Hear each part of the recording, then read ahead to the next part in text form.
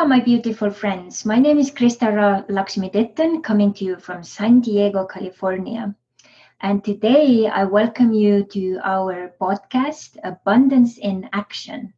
And our very first guest and co-creator, Michael Ditton, is in the house. Woohoo. Welcome. Thank you very much. So Michael is an amazing king. I have been so lucky to have found you in Mexico, in a little fishing village where we met. And you are a man with a big M. Thank you. So Michael has been growing up in Santa Barbara. You have had the spirit of entrepreneur from early on. When you were like 8 years old, you started to do your little project on the book. We have this little wagon. Wagon. Yeah.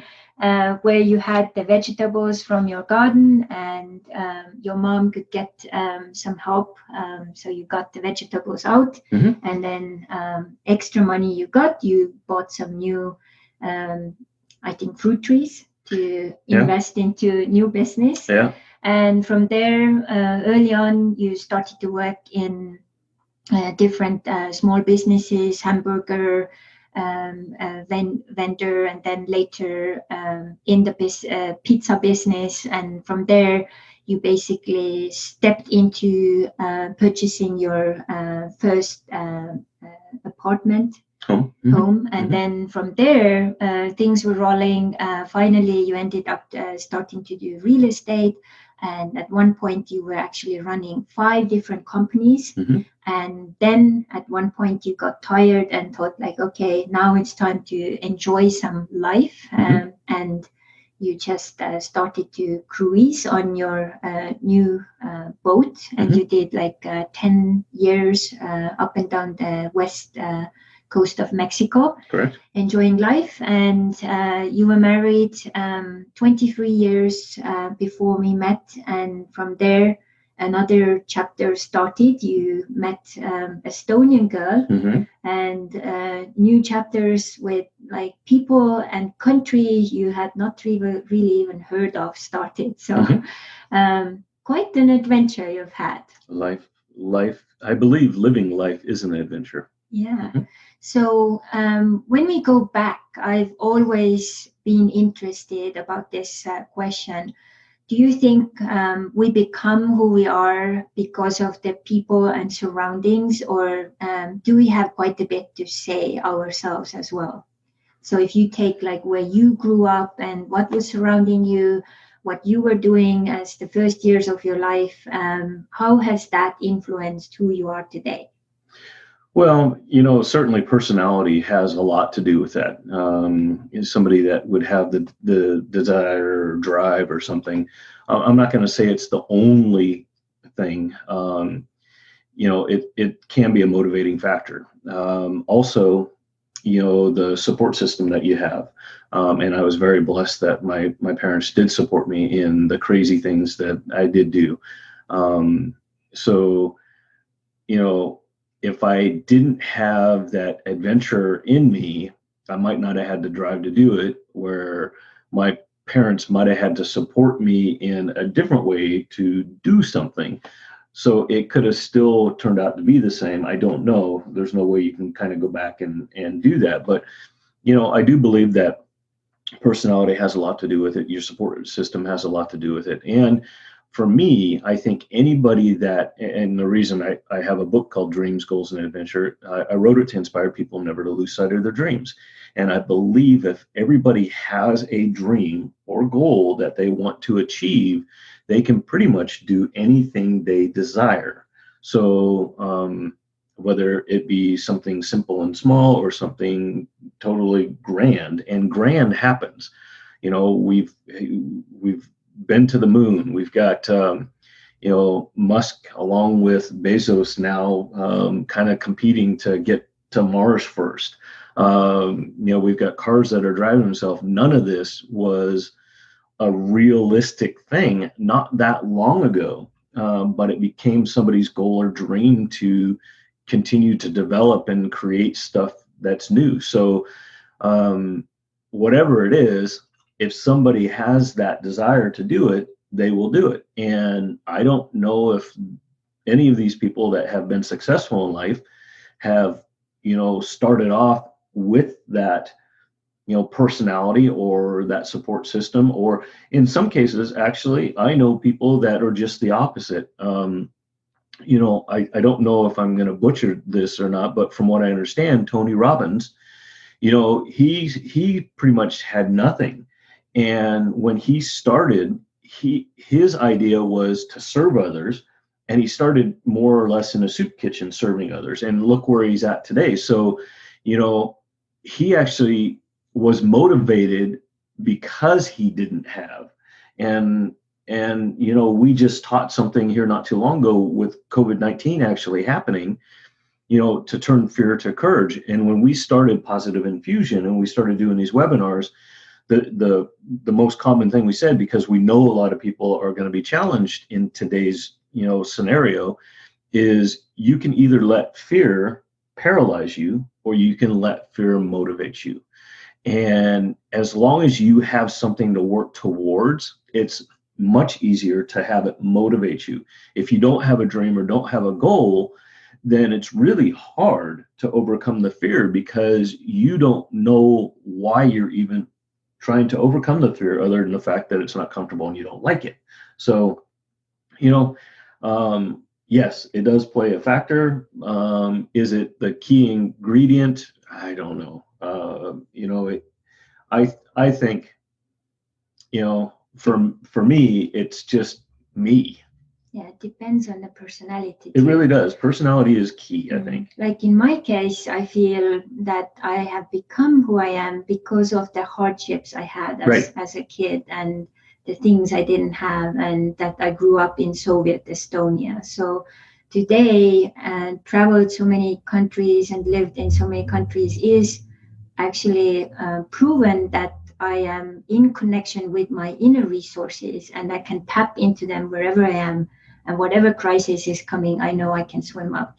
Well, the biggest thing about overcoming any type of adversity, fear, or anything else, if it ever comes again, or if another type comes, you know that you've gotten through it before.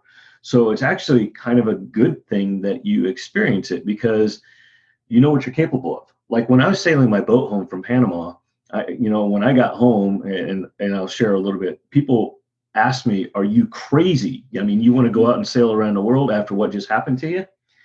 And, yeah, I am a little crazy. But what had happened was, on the way home from Panama, I was in a storm one night, and a major part of the boat broke off, and I was almost lost at sea. It was probably one of the closest, to death experiences I've ever had. But because I managed to, remain calm and do the things I need to, and the partner that I had with me on the boat, we did the same. We managed to get through it. And when it's all said and done, I look back and go, I know what I'm capable of, and I know what my boat's capable of. And chances are we'll never experience anything like that again. So yeah, I'm actually even more prepared to go out and sail the world, because I feel better knowing that if it does hit the fan, that I know I'm capable of it, and the boat's capable of it. And you're prepared. Yeah. I mean, you prepare as much as you can. I mean, you're never fully prepared for, especially what happened to me that night, ripping the whole front end of the boat off. But just preparing yourself for anything, and using common sense and not freaking out, you can normally get through anything. And when you look back, do you remember exactly what was the time frame when you had, like, you can recall, like, this was the first time I had a dream, and then I started to consciously, set goals and work towards that dream? Do you remember how old you were? What were you dreaming about? I don't remember how old I was. I do remember it wasn't actually I don't think I would call it a dream at that time. I was probably in my late teens. I was probably around 17 when I decided that I wanted to be financially independent. I wanted to be, have enough money that I didn't have to worry about paying my bills. I wanted to be able to do the things that I wanted to do without worrying about the bank account. That's pretty early. Yeah. Some people didn't even know what that means, financial independence. This is true. This is true. And to be honest with you, I don't know that I called it financial independence. You just wanted freedom. I wanted freedom, and I wanted financial freedom. And I set a goal for myself for the age of 35 to reach that. And it was something that I was working towards. So how would you define financial independence right now? Or what do you think people think of that is? Well, most people, when you say that, they think they got to be as wealthy as Bill Gates. Okay. And that's not the truth. Realistically, a person as wealthy as Bill Gates can, they're going to be financially independent, but they can have more debt than your common average person. So it's got to be proportionate. So you can be a millionaire and you can owe billions and you're not financially independent. You're not financially free. So financially free is, it's going to be proportionate to wherever you're at in life. But or you can also live in Mexico, have no debt, and be the richest because you feel the happiest. Yeah, and part of that comes that happiness and everything else, and that's kind of it. Basically, financial independence to me means you have no debt, you have the ability to pay any of your bills if you have any, the food and necessities and everything else. You do have money saved, for the rainy days, and they all do happen, and you're very comfortable with. If you want to do something, you're not worried about the finances. And that doesn't mean that you have to be wealthy. I mean, if you live a simple life, it certainly doesn't take a whole lot of money. If you live an extravagant life, then it's going to take more money. So, where you're at or where you want to be in life is going to determine the level of financial independence, that you're going to strive for. And at 35, my goal, I didn't even know really what it was that I was going for, but I just knew that I didn't want to have to work if I didn't want to by the time I hit 35. And I didn't want to have to worry about money, so that means I would have had everything paid off and a nice chunk in the bank or things that were earning me money. And at that time, it was a goal, but I didn't even know how to work properly through goals. I mean, I was a worker. I started at the age of 8. I'd get out and I'd bust butt and I'd do things and I'd make it happen and everything else. But I never really had a proper plan to do it. I just kind of did it. So, in my early 20s, with that, I actually lost everything that I had gained because I didn't have a proper plan in motion. And even though I did have a little bit of a rainy day, I had an extended rainy day period. And, I ended up, financially and mentally bankrupt, divorced. This all came right after Operation Desert Storm. And I pretty much lost everything except they couldn't take my little house away. So I had to start all over again. And at that point, the financial independence goal that I had set for 35 in my early 20s now looked like, there was no way possible that it was going to happen because I'd went so far backwards. I wouldn't even call it starting all over again. And that had taken a big mental toll on me because a lot of things had, negative things had happened in my life at that time with the divorce and war and bankruptcy and coming home with no job, no prospect of a job. I even went to unemployment for help and was denied. And this is a service member coming off of active duty for seven months serving my country. So I had completely given up and set the goals and dreams up on the shelf and was about to completely forget about them when I realized that that's exactly what I needed to get through what I was going through. I needed to have that goal. I needed to have that dream in order to keep that fire, which was almost out at this point, lit underneath me so that I continue to move forward and do what I have to make that happen. So, here I said it early in 17, things were going great. I was, top sales guys at a company I was working with, going on trips and money in the bank and, vacations and cars. I bought my first house before I was even able to legal age to drink. And then I lost it all.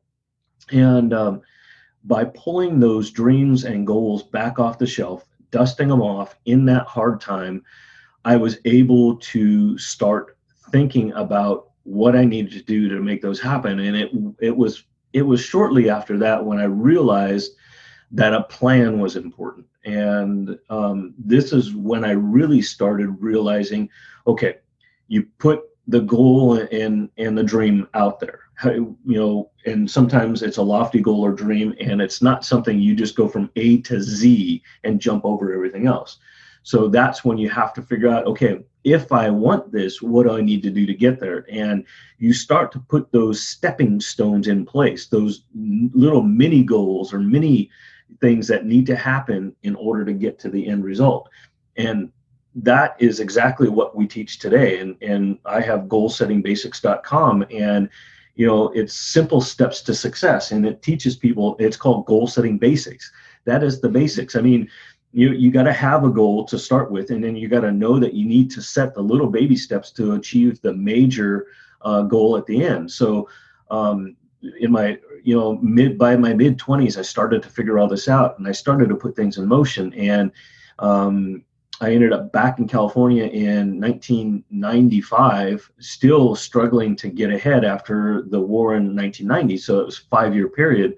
I mean, I was moving forward, but it was after I got back to California in 1995, and things really started to fall into place with all the steps that I was putting into motion, where 97, I actually reached that first level of financial independence that I thought I wasn't going to be able to do just a few years before. And again, it wasn't that I had made as much money as Bill Gates or could retire at that point or anything else, but I was in a position where I didn't have to worry about my bills. I made some good decisions. I had now real estate that was earning me money on a monthly basis. I was financially independent, not ready to retire, but I was in a whole different period. In fact, to this day, I carry a $100 bill around, and it says $497 on it because it's April 1997 when that happened. And of course, I continued to work through my plan and my program. And within a couple, 3-4 years after that, I put a 5-year plan in motion to, because I was killing myself. I was working so much. I wanted to go see and enjoy the world. I didn't want to work until I was 60, 65, retire, and then all of a sudden die. So I wanted to make sure that I was able to enjoy it as well. So in 2000, I put a 5-year plan into motion to do what I needed to do so that I can take off and spend the next 10 or 15 years going to see the world, enjoy life. And I missed that goal by 2 years. It was 2007 before I finally set off to do my 10-year, sailing up and down the Pacific coast of Mexico. So in all of these adventures, a very central topic or theme for you has been being an entrepreneur and also work as such. So you have been you have actually experienced all the layers and levels, like being an employee, being an employer. You had at one point like 5 companies you were running, and as you said, like almost like killed yourself because you didn't have any free time and you just like worked. So what's the key essence you learned from that time period? And if you would need to, if there would be someone and say like, hey, Michael, you could do all this period again, like what would you do differently, or what you would suggest other people to do differently when they are in that kind of experience? Well, honestly, I don't know that I do anything differently. And yes, I almost killed myself, but you know what? I did it because I had a goal, and that was okay because it was a sacrifice I knew I needed to make for a short period of time so that the reward at the end was phenomenal. So you made the carrot so appealing yes, that going through it was like kind of. Yeah, but I made sure that during that 5 years, which turned out to be 7 years, it wasn't the only thing. So I did have small wins in between. I did enjoy life a little bit. I never lived beyond my means. We did take mini vacations, that cruises and other things like that, but I never overspent anything. And I tried by the time we left, we actually had all of our debt paid. We had a big chunk of money in the bank and everything else. And even though I worked 18 hours a day, 7 days a week, there were times where I took, 2, 3, 4 days off in a row to go and recharge my batteries and do stuff like that. So it's important that there's a balance, even though it might be really heavy on the work side to accomplish the goals for a 5-year period of time so that you can accomplish them.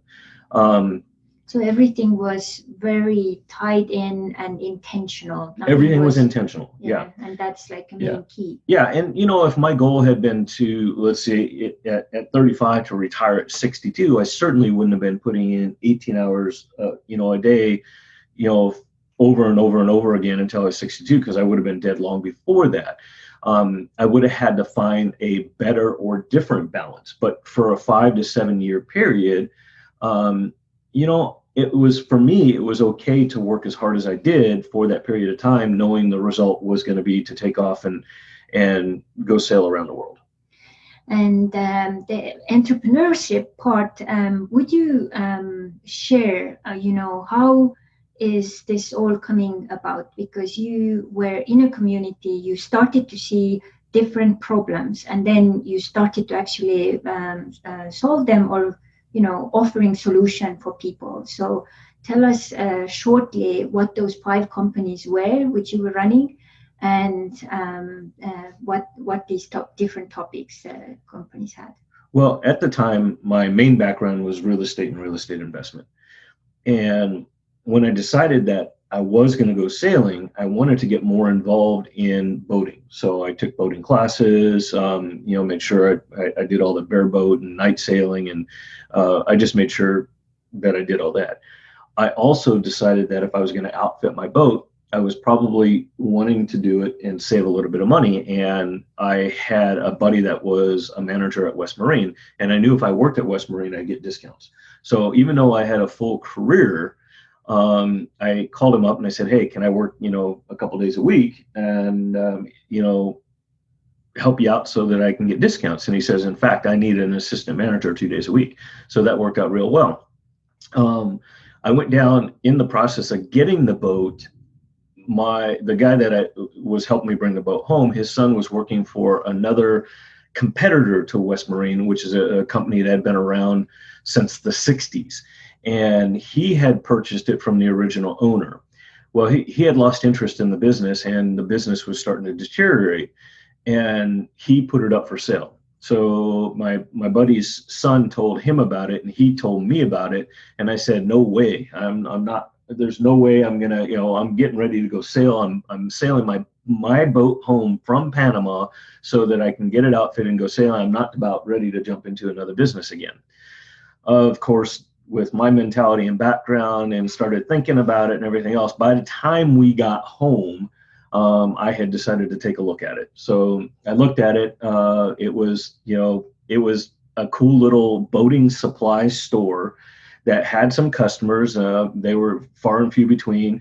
Had some inventory, and the price was right. So I ended up buying Coast Chandlery. And my landlord happened to be one of the original owners of Coast Chandlery, and I was to bring Coast Chandlery back to life. And as I started to do that, I realized that when they had it, it used to be the entire building, and now I'm just one little piece of the building. And when it was the entire building, they had nautical novelties, clothing, gifts, shoes, things of that nature. And I looked around, and there was only one store that did anything kind of remotely like it, and it was kind of a high-end Tommy Bahama stuff.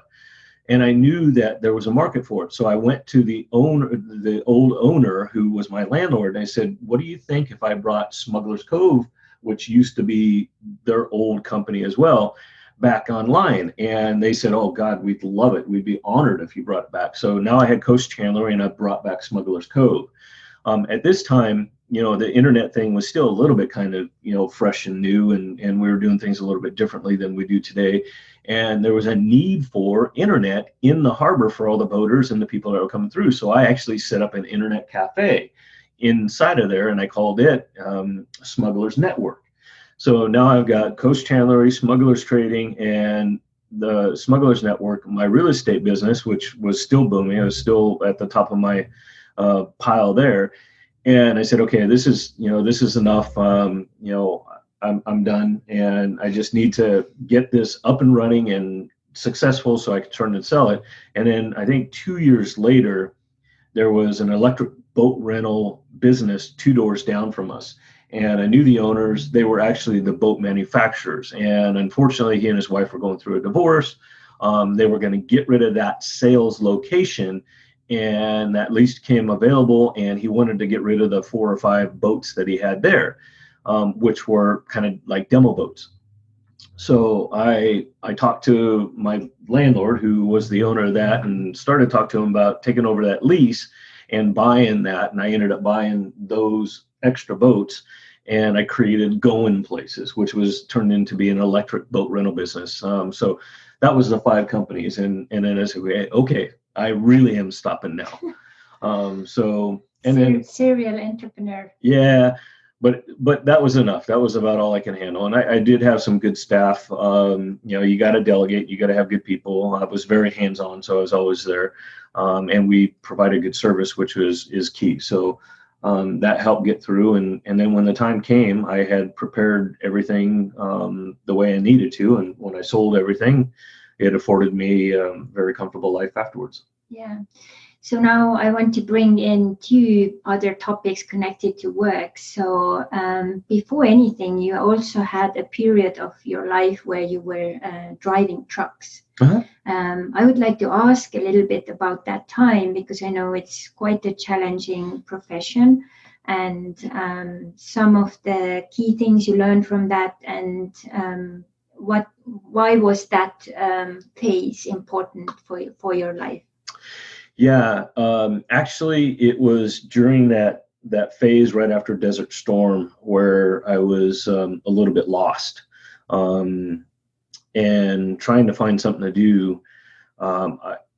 There was a defined fork in the road, and I've had a couple of them in my life. This was another one. And I was going to go do one thing, or this opportunity came up to go back to go to truck driving school and then become a cross-country truck driver.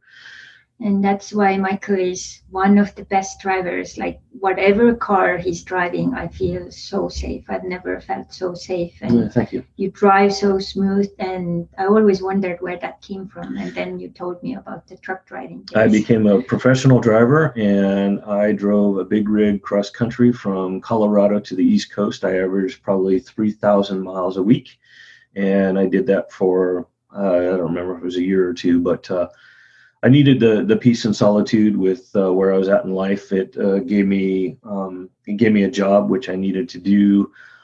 Gave me the ability to start that thought process on what I needed to do again after that.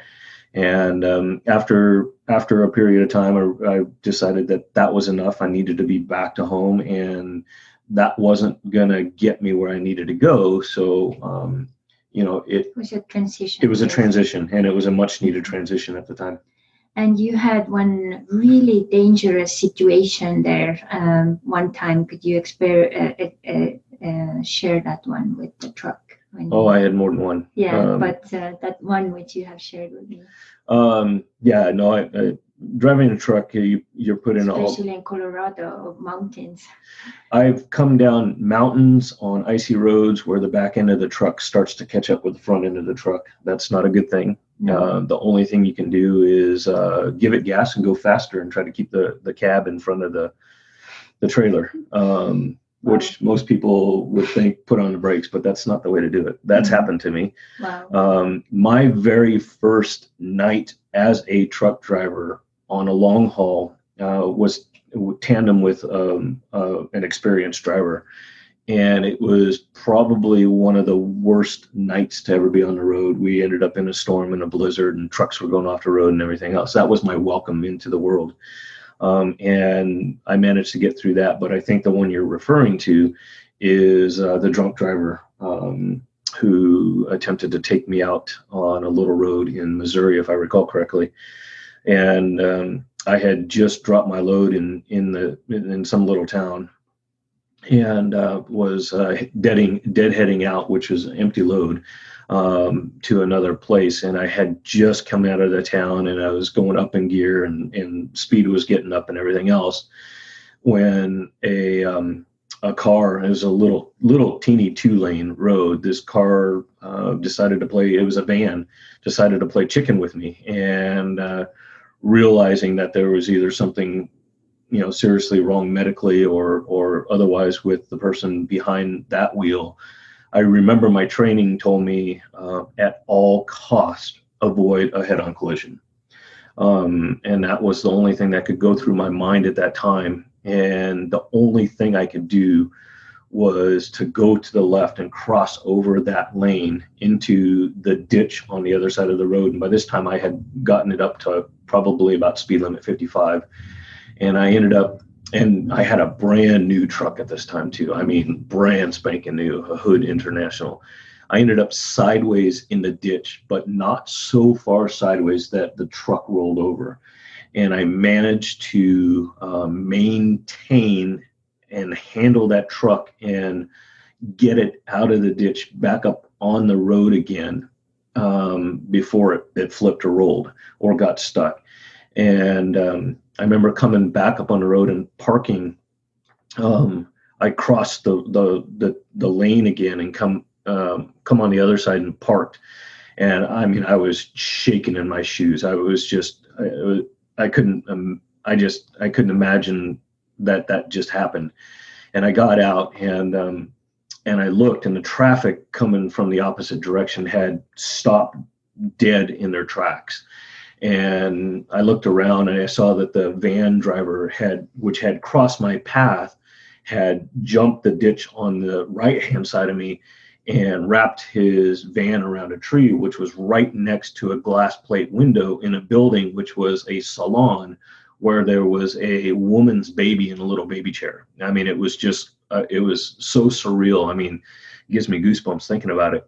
But no one got killed. No one got killed. And I remember. You must have some really badass angels. Oh, man. Well, not only me, one of the first things I thought about when I got back up on the road on the other side, and I looked at all the traffic that had stopped, I said, oh my God, I could have killed so many people if they hadn't have stopped bringing the truck back up on the road. But I mean, it was instinctive, and there was really nothing else I could do but try to maintain control of that truck. I actually had somebody come up to me afterwards, and so hard, sorry. I don't remember the words, but they basically commended me for the way that I handled that situation, because they too knew that a lot of people could have been killed that day. And then you had to just jump back behind the wheel and. Well, it's a little bit more to it than that. Went over to go check on the other driver, and apparently he was a local town drunk, so he took off, and I checked on the lady in the shop and her kid, and they were fine. I used the phone to call the police. They showed up. They knew that they knew whose van it was. They went and got him, brought him back, said, "Is this him?" And I said, "Yeah." And they took him away. In the meantime, I'd called my dispatch and told them what had happened. And they asked if the truck was okay, and I said, "Yeah." And they said, "Well, then get in it and get on down the road." So it's pretty crazy. So I had to get back in the truck and go to my next stop. Yeah, wow. Do you think if you hadn't gone into the truck right away, you would have continued driving the truck, or? They always say, if you fall off the horse, get back on and keep riding again. And it was probably a good thing to do that. I certainly didn't want to. And had I really been given a choice, I might not have got in. I might have sat and stewed on it for a little bit longer. But I actually believe it was probably because I wasn't hurt. Nobody else was hurt. The truck, I had some grass stuck up underneath the bottom side, but nothing was hurt. It was the right thing to do. It was, it was lucky accident. Yeah, very, very. I'm very grateful to those angels. Yeah, me too. Yeah, so we could meet. Yeah. So now let's go to one of my favorite topics, which is relationships. Okay. So you have actually been also married before, I have. and 2 times. I have. And could you tell us about relationships, those past relationships, and now we are married? So what have you learned about these kind of relationships, and is there any tips and tools you would like, share with our listeners or viewers about that? Well, the first time I got married, I was too young, and I got married for the wrong reasons, and it wasn't, it started off okay, but there was a lot of red flags and indicators, and I tried sticking it out for a while to make sure that Christopher, who was he's 6 months at the time when I got together with his mother, when I was trying to provide a good life for him, and it was just getting more and more difficult. So we ended up separating and getting divorced while I was away during Desert Storm, which it was very painful, but it was something that needed to happen. So I do look back on that and realize that I did get married for the wrong reasons, and should have never done it. So I learned, to pay more attention and to be a little bit more diligent in, making sure that I am making the right decision. The next time I got married, I wasn't looking, kind of like how you and I met. I wasn't looking, and I had no interest or no desire. And it started off more as a friendship, which grew relatively quick. And then that relationship was 23 years, and it was a great relationship. Very, very grateful for it. Not very happy with the way it ended up at the end. What happened?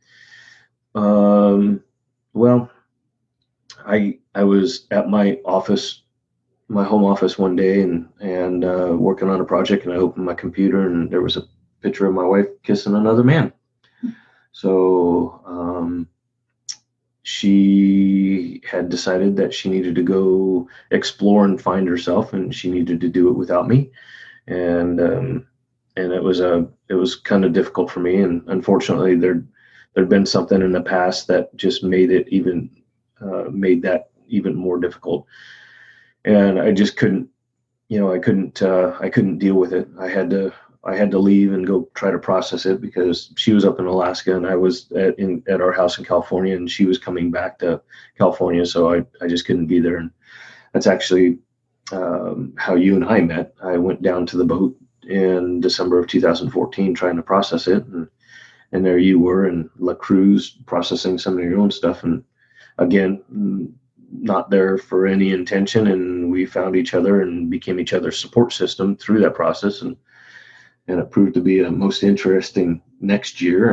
And we got through that, and then decided that we kind of took a liking to each other, and we did work well together, and we wanted to start and grow our own relationship. But we also knew that we had to continue to build and strengthen our own individual platforms, which was very, very important, because without strong individual platforms, you can't create a solid foundation for a together platform. And you knew that, I knew that, and we agreed to make that happen, and we did.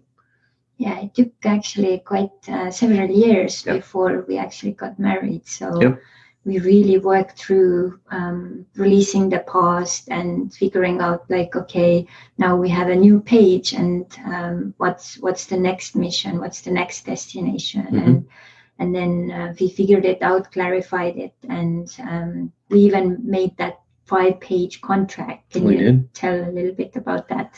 Some people hear about it and like, wow, this is like relationship as a business. Like, what are you guys doing?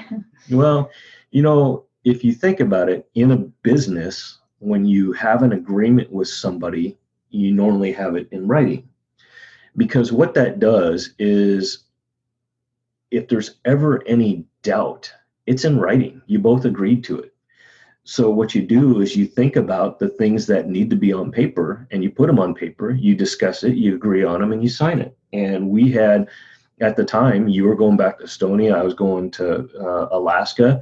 So we're going to be apart. There were certain things that we needed to do, and we didn't, when we needed not to happen.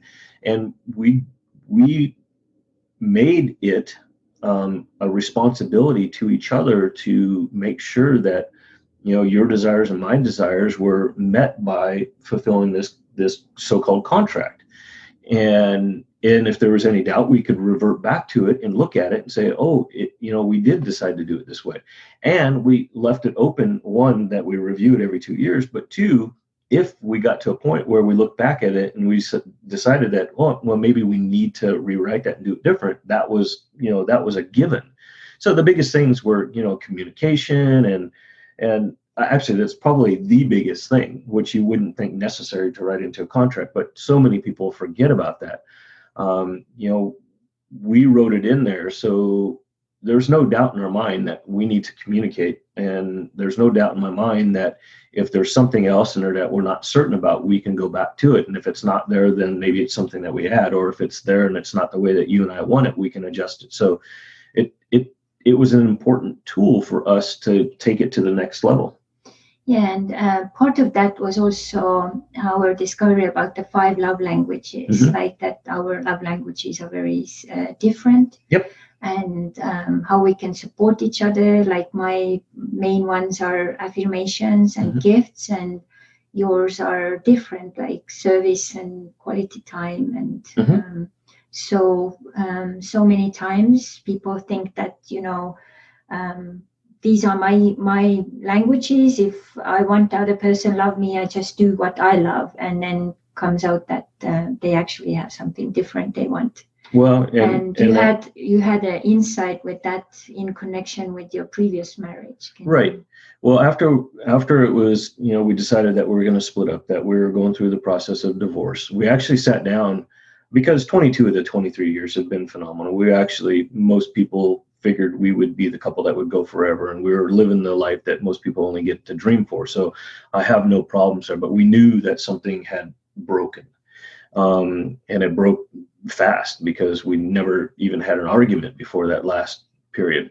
So we actually sat down and we wanted to discuss it. And one of the things that we did was decide that we were going to do the 5 love language test, the free test. And I'd never heard of 5 love languages before that. And in conclusion of that, what I found was, yes, I shared my love, and there was no doubt about that on either part.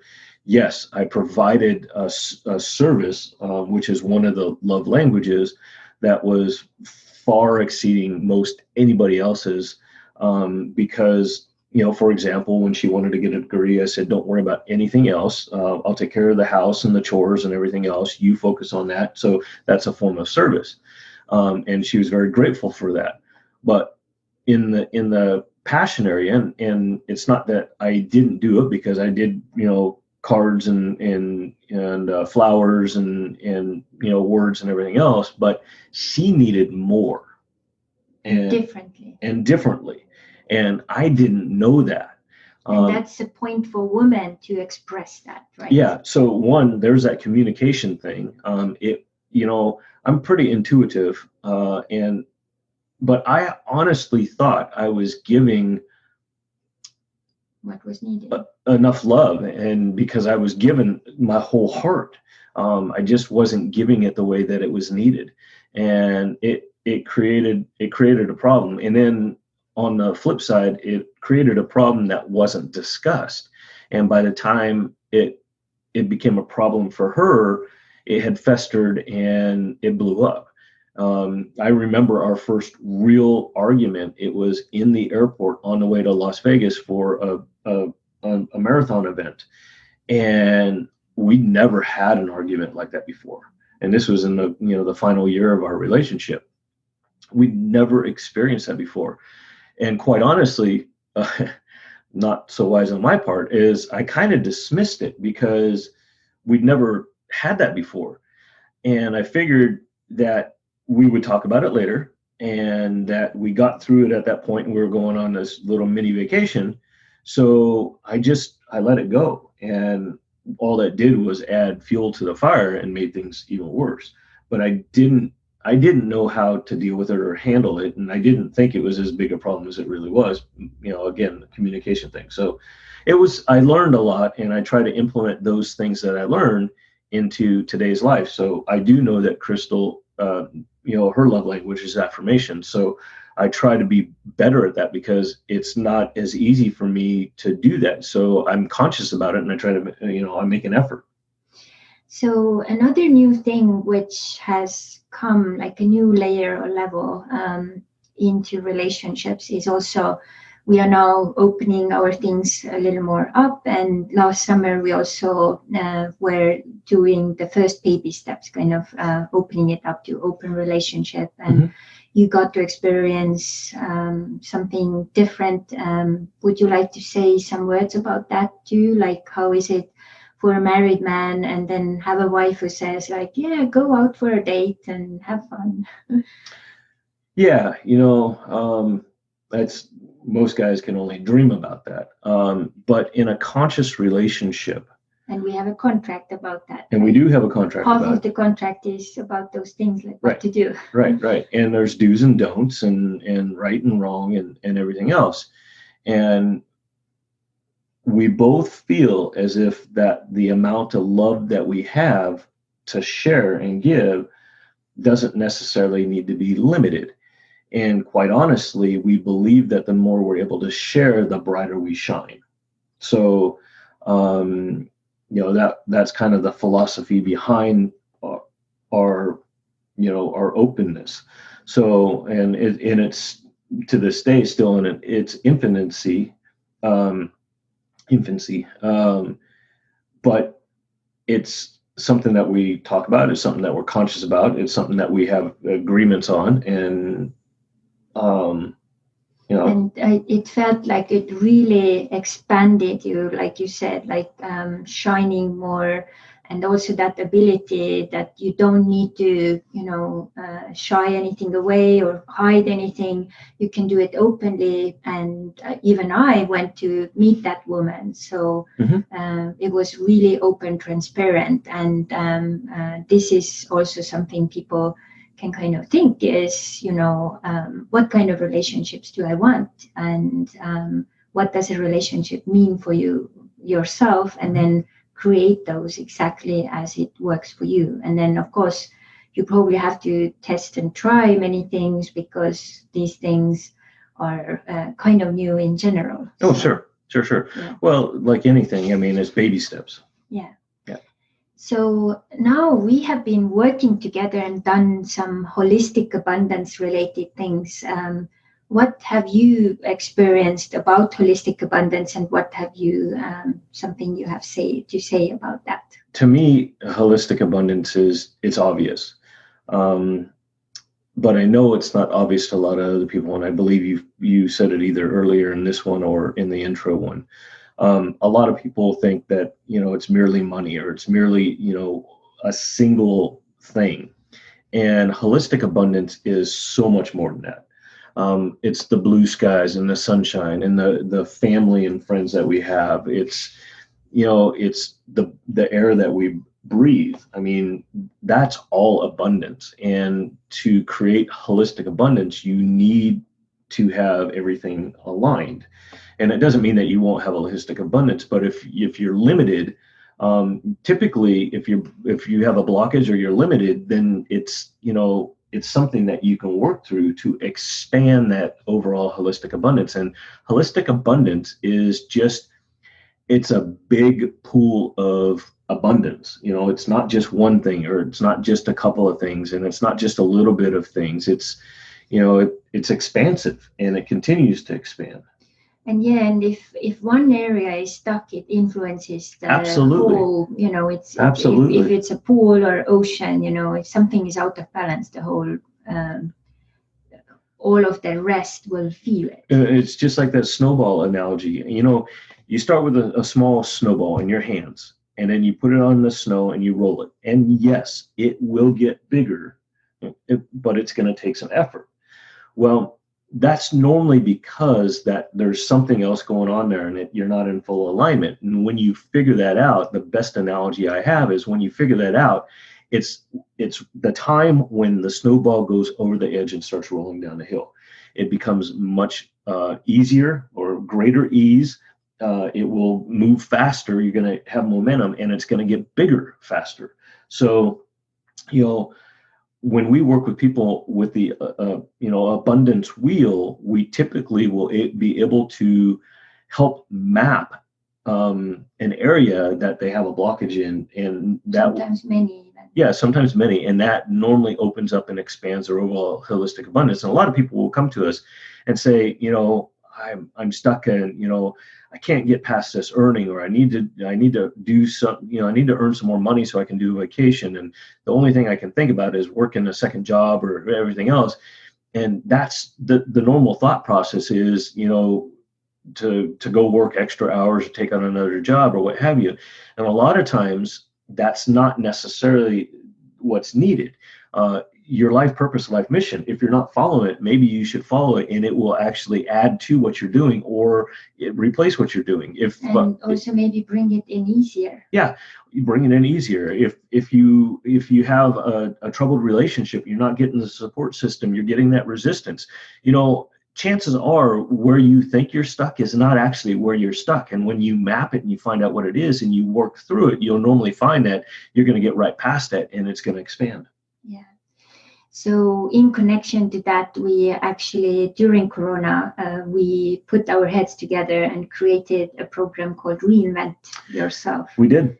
And one of the things we realized was that people, the main areas where they get stuck, especially with crises like that, so relationship with yourself and yourselves, like we believe that you have the inner archetypes, like the inner man, inner woman, inner child. And then as you improve that and heal these relationships, everything outside of you will heal.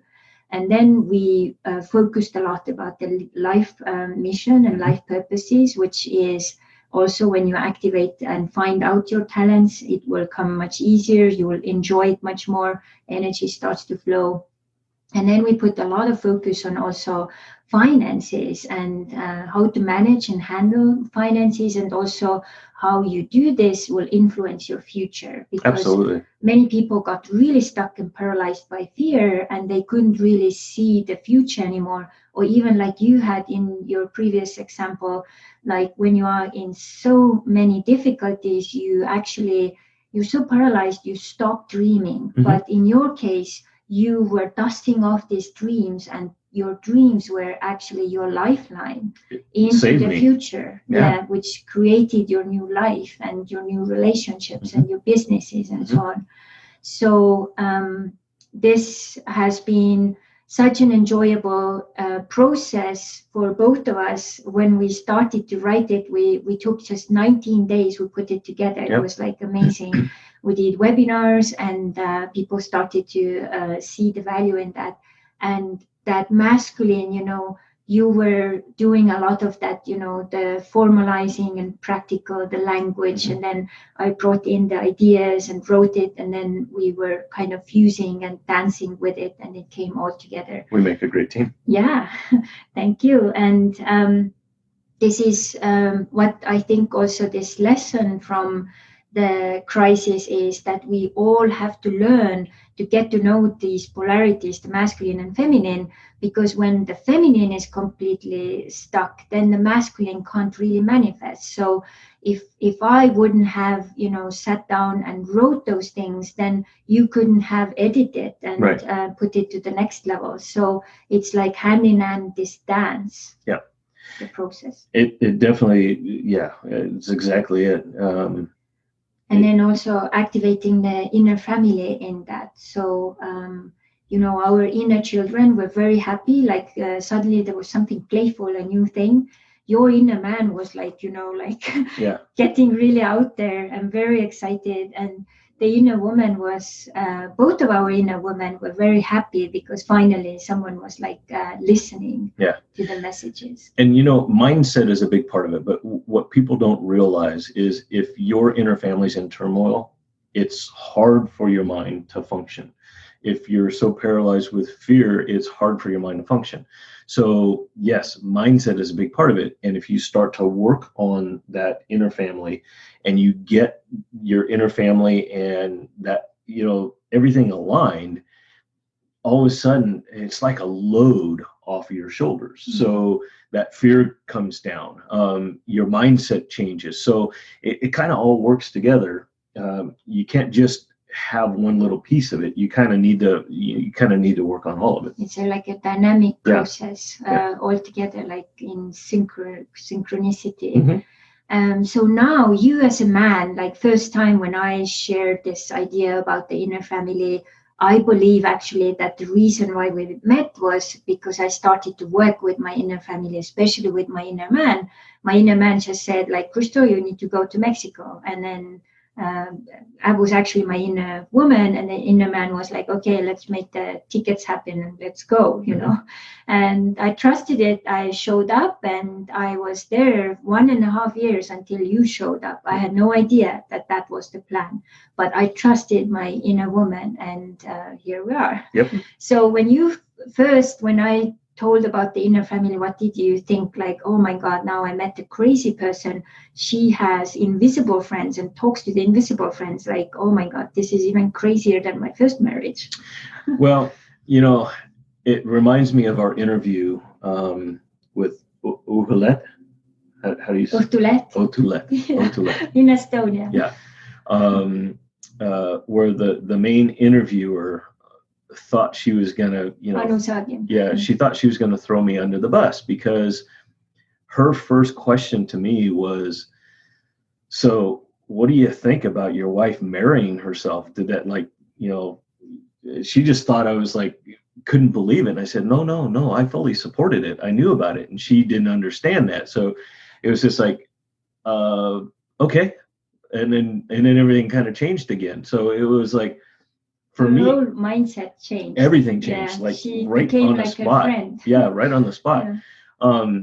No, I might not fully understand it, but that doesn't mean I'm not open to it. In fact, it's part of, a lot of people also say, culturally you have differences, and doesn't that make a challenge? No, in fact, it makes it a challenge, a fun challenge, because I get to, learn something new and experience something new. And it's the same with inner family, and it's the same with, you marrying yourself. And so these are things that, for me, unless it's something that's going to cause harm, I don't have the right to say that it doesn't exist, or I don't believe in it, or anything else.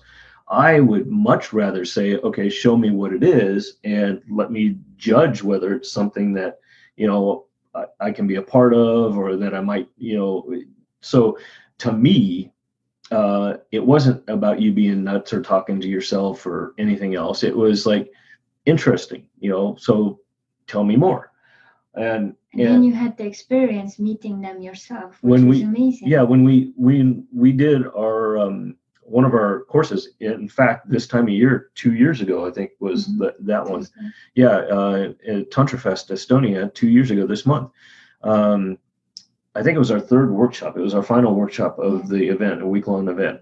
Today is actually High on Life Tantra Festival. This year they don't do it, but today is the family day. Yeah. So, I've seen all kinds of posts. But anyhow, we did the third course that we did, or third class that we did, was the inner family. And man, I can say a lot about the whole thing. It was so powerful, and the results, and the guy that came up to us at the end who cried through the whole process and came up to us and thanked us and said, this is something that he's going to take home to his 5 children and teach them. I mean, it was just unbelievable. But the experience that Chris was talking about was, I'm the space holder. I'm the support, the space holder. I do help with some of the instruction and everything else, but my main gig is to hold space. And I'm there holding space, and it's the beginning of this, and Crystal's taking everybody on a journey. So it's more of a meditative journey. And there's not a whole lot that I need to do, and I can hold space, when there's not a whole lot of craziness going on. So I decided to join the journey. And I went down the steps and, went out and visited my inner family, and I followed the journey. And when I found my inner family, it was unbelievable. They were this green meadow, trees, blue skies, sunshine, picnic blanket, full-blown picnic, standing up, playing, all just in great harmony, love, joy. I mean, it was unbelievable. I couldn't believe where the journey had taken me. So I really met my inner family for the first time that day, and they were in complete harmony, and I had no idea. But what it told me was I was doing exactly what I was supposed to be doing. Your life mission. Yeah. So supporting and holding space and co-creating and all that. So that was a very powerful moment. That was a very powerful moment, and it was a very powerful event. But yes. Yeah.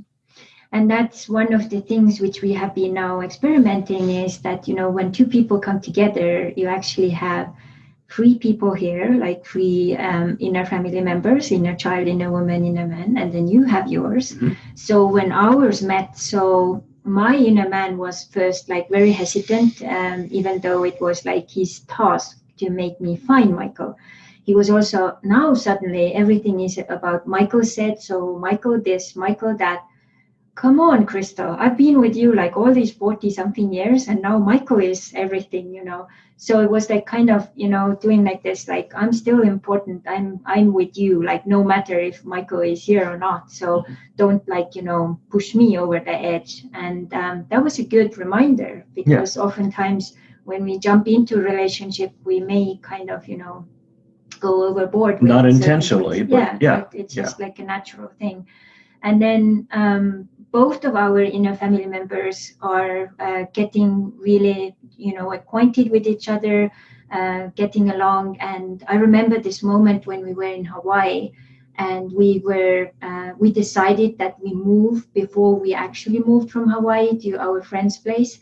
And my inner child didn't want to move. It was just so hesitant and kind of against it. So I said, Michael, I can't really pack anything or start the process, we need to talk, like through my inner child. And then we try to bring all these different things, in the new place. We have this beautiful hammock. You can sit there, you can see the ocean. Plumerias, ocean view. Yeah. And there is this crazy big tree. You can climb on top of that. It's on the top of the hill. A less stressful environment. Yeah, on top of the hill, so we can bicycle up, a little challenge. Yeah. And once we did it, it was like my inner child was on board. And many of the times also later, when one of the times you took me to a surprise flight with the little, what was the plane, Cessna? Oh, the one recently? Yeah. Yeah, I think it was a Cessna 172. Yeah, so we went there, and of course there was a pilot, and I thought that lady was the pilot, and then suddenly Michael sat in a pilot seat, and my inner child just freaked out. It was like on the back seat and holding like, oh my God, we're going to crash, And then I had to talk to my own inner family and inner man, but also ask Michael's inner man, like, can you assure me that it's fine, and then that's what it did. And then also I started to ask questions from the instructor, and came out that she's very experienced and we were in good hands. And then I just kind of calmed down. And another situation was the air balloon experience. I was also like, oh my God, what am I doing? I've done this before once, but maybe probably with age I'm a little more like careful.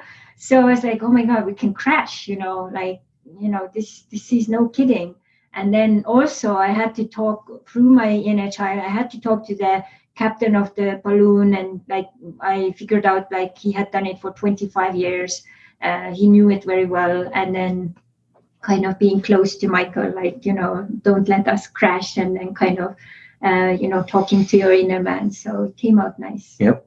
Very nice surprises. Yep. Yeah. More to come. Yeah. So now to finalize, if people think like very nice.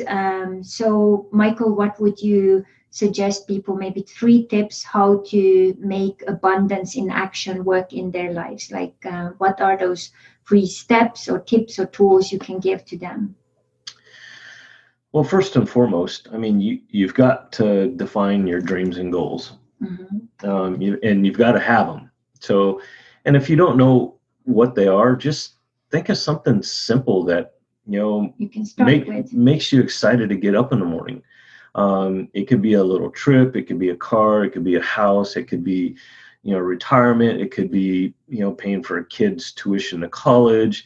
Whatever it is, whatever is going to give you joy and pleasure, put it up on the wall. Put it, if it's a car, get a picture and put it up on the wall. Vision. We believe in vision boards. So have a dream or goal that will excite you to get up in the morning and work towards those things. And then when you do that, don't just put it up there and not do anything. You have to take action. And the best way to take action is to do the steps, write them out that are necessary to make it happen. So, and you can go to my website, goalsettingbasics.com, and there's examples, but, whether you want to lose a few pounds or whether you want to take a vacation, if you want to take a vacation, let's say next year it's going to be to Europe, and, it's going to cost you, $5,000, on top of the airline tickets and everything else. Well, part of the planning is looking for the tickets and seeing how much they are, and then budgeting for them. Looking at the hotels or place you're going to stay and see how much they are and budgeting for them. Well, there are other ways too. You can do couch surfing. You can go as a work away. Yeah. So you can actually you can house it. Yeah, there's people looking for the housing. So you can cut the cost. Yeah. So if you're really on a tight budget, there's or you can find friends. I mean, when we went to England, 2 weeks. The first night we stayed at a hotel, and the last night we stayed at a hotel, and all in between we stayed with friends, and we saw a big chunk of England. So, there's ways to do it, and that's stuff that needs to be on the stair-step goal list as well as part of the plan, because obviously you need to talk with them and plan it so that it works out for everybody.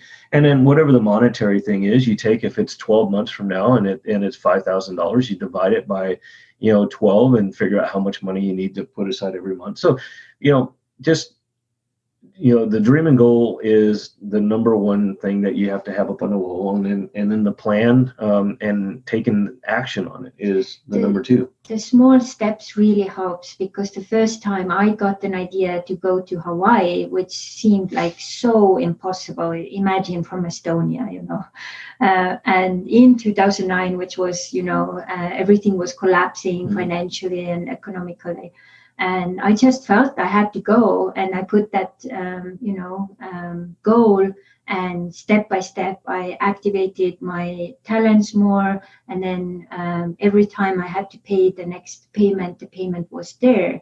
And that trip, which was first time so far away on the other side of the world, literally 13 hours time difference and so on, actually changed my life completely. I learned new water therapy. I came through my water fear. I got to know Hawaii. I fell in love with Hawaii. And thanks to that, so many other things happened. And I returned to Hawaii like almost yearly, sometimes even twice a year. And every time when people said to me, Crystal, you're crazy. Why do you go to Hawaii? It's like one used car per trip, I said, I get to know myself. I become a better person. I get new connections. I swim with wild dolphins. Like, where else can you do this, And I have become so much better woman, a businesswoman, partner, sister, mother, all of these different roles, because I dared to jump out and, follow my dreams. And all the things that you did to make sure that happened, as scary as they might have been, they were also things that kept that fire ignited and made it more exciting, because everything got you a step closer to it. So that's another reason for having these steps, whether it's, little mini rewards along the way, or things that are going to keep you fired up and excited in order to get the end result. Yeah. So we hope that today's episode was inspiring, motivating, getting your legs into the right direction and starting to take the first steps, so that your abundance can also take action and help you to fulfill your dreams, so that the dreams can turn into reality on your terms. Mm-hmm. So please share the episode with as many people as you know, and also let us know comments, questions, ideas, suggestions. If you have any other ways you would like to support our podcast, let us know. And welcome to this beautiful new journey with both of us. Thank you for having me. Yeah, mahalo. Thank you for coming. Mahalo.